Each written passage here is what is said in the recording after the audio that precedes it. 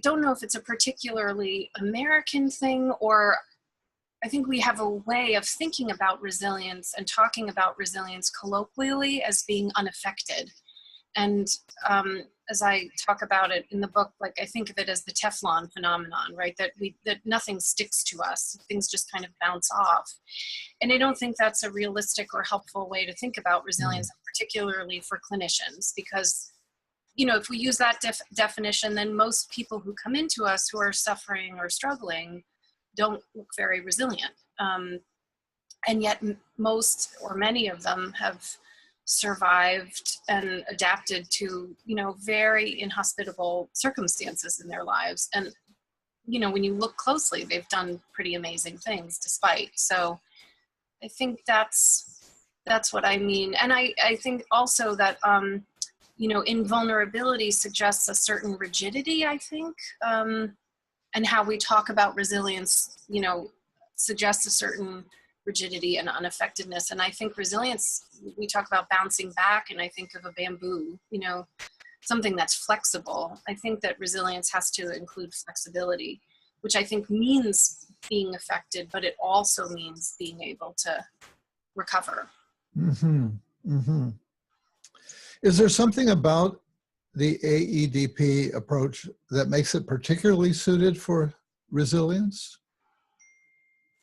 Yes, I think so. I think AEDP is a natural way of approaching people with a resilience-oriented lens. We talk about in AEDP, I think it's kind of built into AEDP as an appreciation for being on the lookout for people's strengths and capacities, even when they're coming in the very beginning, and when the focus seems to be on their symptoms and defenses and how they're struggling and so forth.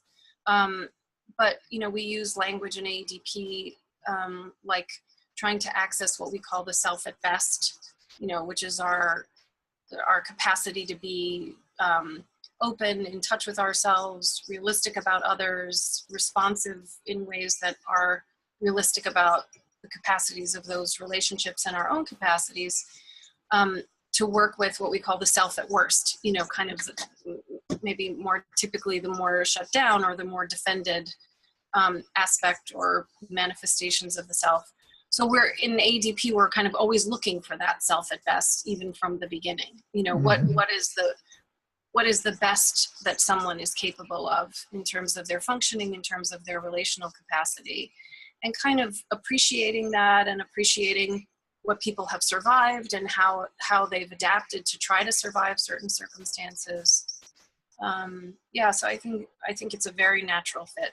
Yeah, and it's what I'm hearing and what you're saying is it's not either or. It's not either we're a wreck or we're strong and going forward, but that those forces, if you will, are always active within us to some degree or another. Yeah, I think so. And I think it's a more humane way of thinking about and approaching human beings.